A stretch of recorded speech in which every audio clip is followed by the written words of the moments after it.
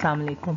हमारे पास different Islamic financial contracts होते हैं, जिसमें से मुदारबा एक अनदर कॉन्ट्रैक्ट है।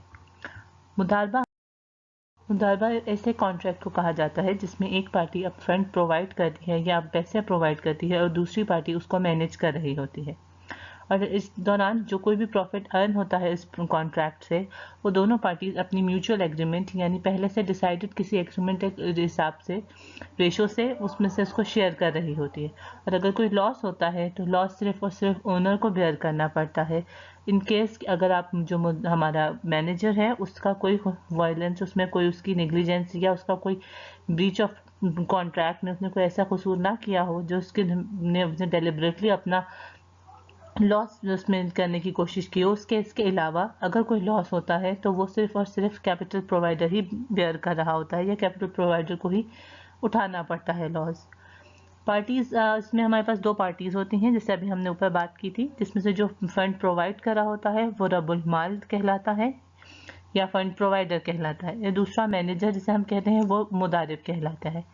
हमारे पास जो इस्लामिक बैंक्स ओपन कर रहे होते हैं कॉन्ट्रैक्ट्स में अपने कस्टमर्स के साथ लेकर, वो इसी ही कॉन्ट्रैक्ट पे बेस्ड और ओपन करवाते हैं अपने अकाउंट ओपनिंग फॉर्म,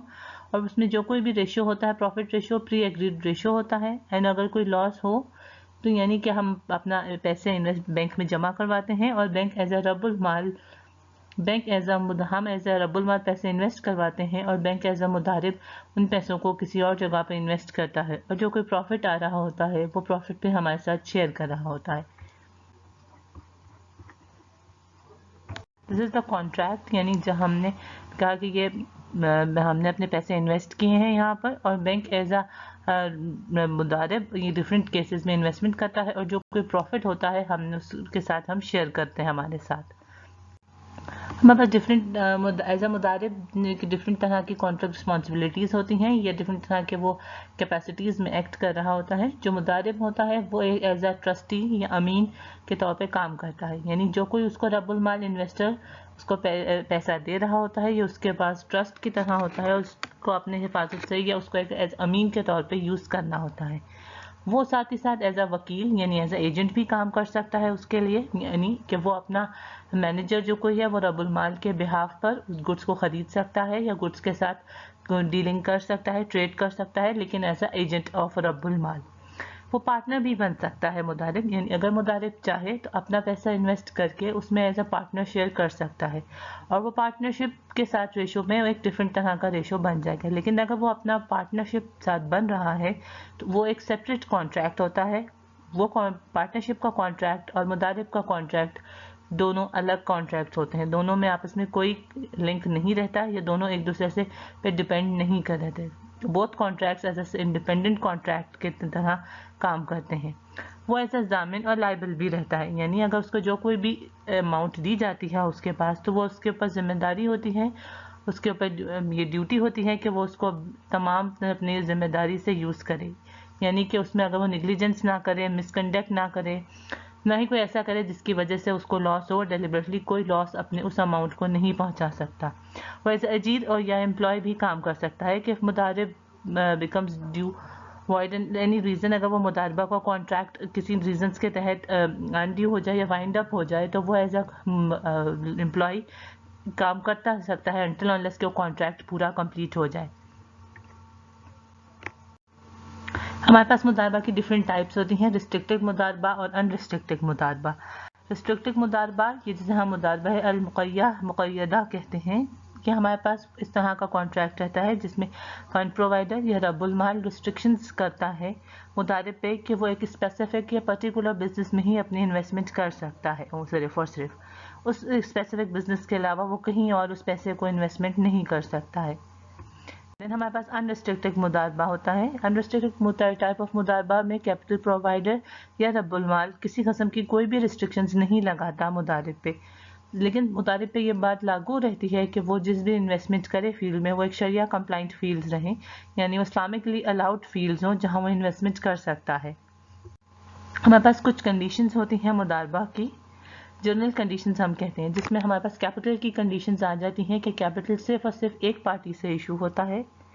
सेकेंडली हमारे पास जो इन्वेस्टमेंट की जाती है वो डिफाइंड क्लियरली डिफाइंड एक्टिविटीज़ में रहती हैं, यानी कैपिटल प्रोवाइड जब किया जा रहा होता है تو وہ ڈیسائیڈ کر لیتے ہیں کہ کس ایکٹیویٹیز میں یا کس براڈلی فیلڈ میں صرف ڈیسائیڈ رہتی ہیں. فردر ڈیٹیل میں وہ اپنے جب انویسٹمنٹ کر رہے ہوتے ہیں تو اس ٹائم پہ وہ مضارب اپنے اکارڈنگلی ہی کام کر رہا ہوتا ہے. کیپٹل ہمارے پاس کسی فارم آف کیش میں ہونا بہتر ہے، لیکن وہ کسی نہ کسی ویلیویبل کوئی کوموڈٹی بھی ہو سکتی ہے، لیکن وہ کوئی نہ وہ اس پہ لازمی ہوتا ہے کہ وہ کسی قسم کا ڈیٹ نہ ہو، یعنی وہ کوئی لون کی اماؤنٹ نہ ہو جس کو وہ یوز کروا رہا ہو. فار ایگزامپل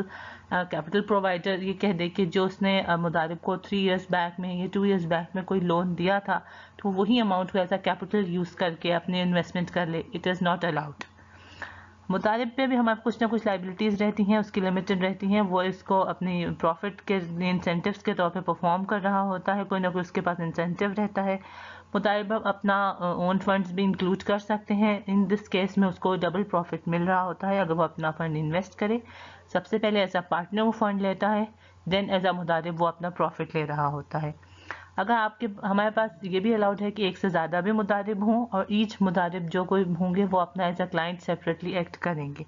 اور کیپٹل ان کے پاس کمبائنڈلی جوائنٹلی یوز بھی کر رہے ہوں گے، یعنی تمام مضارب کو کمبائن کر کے وہ ایز اے پارٹنرز مل کے وہ اپنے کیپٹل فنڈ ان کو دے گا، اور تمام مضارب ایز اے پارٹنر اس کیپٹل کو یوز کریں گے جوائنٹلی. دین ہمارے پاس مینجمنٹ اینڈ ورک کا آ جاتی ہے کہ وہ کس طرح سے ہوتے ہیں. دا مین رسپانسبلٹی مضارب کی کو ایز اے ایجنٹ کر رہا ہوتا ہے، اینڈ رب المال اس کے پاس مضارب کو جو کہ اسائن کیا جاتا ہے کیپٹل، وہ اپنے ادر مضارب کو بھی اسائن کر سکتے ہیں، یعنی مضارب فردر کسی اور ادر مضارب بھی ہائر کر سکتا ہے جو اس پروفٹ کو کرے، یا ادر ایجنٹ ہائر کر سکتا ہے جو تمام اس کو یوٹیلائز کرے اس فنڈ مینیجر کو.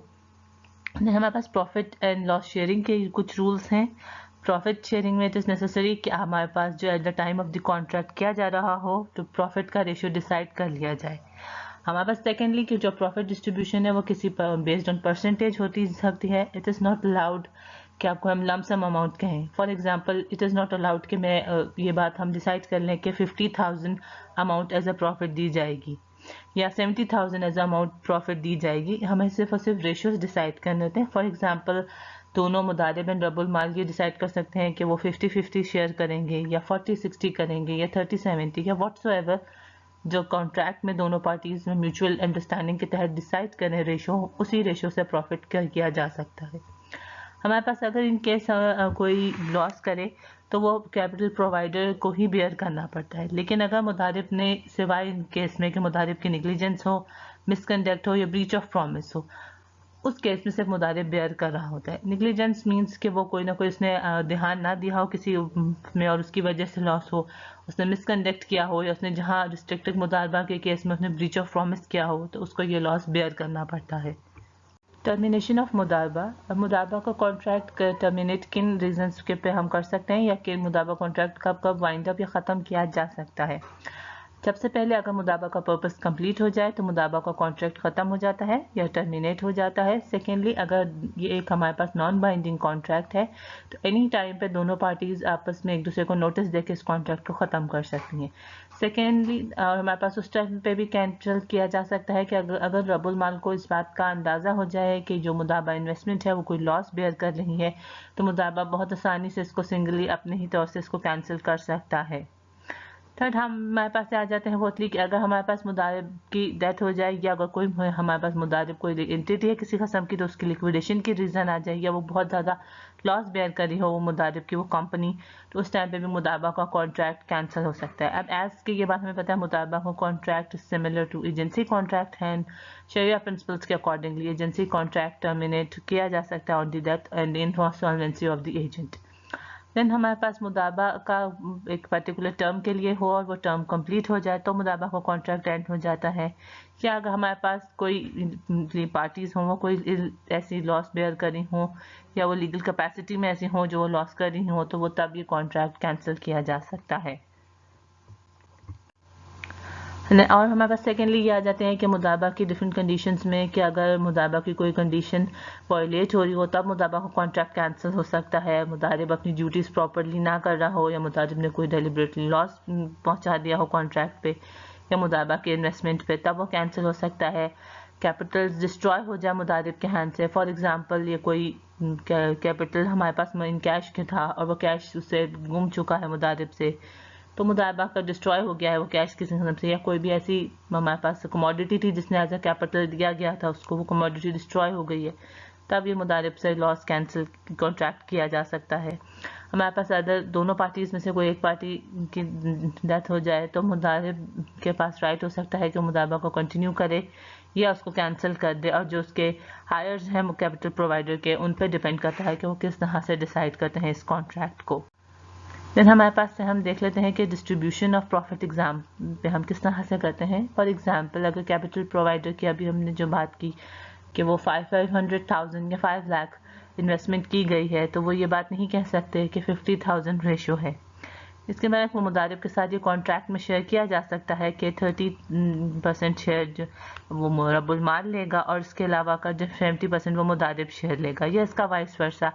कि आपके पास 30 जो है वो मुदारिब ले रहा है एंड 70% रब्बुल माल ले रहा है। दोनों केसेस में से कोई भी केस एग्जिस्ट कर सकता है, लेकिन दोनों पार्टीज आपस में म्यूचुअली अंडरस्टैंड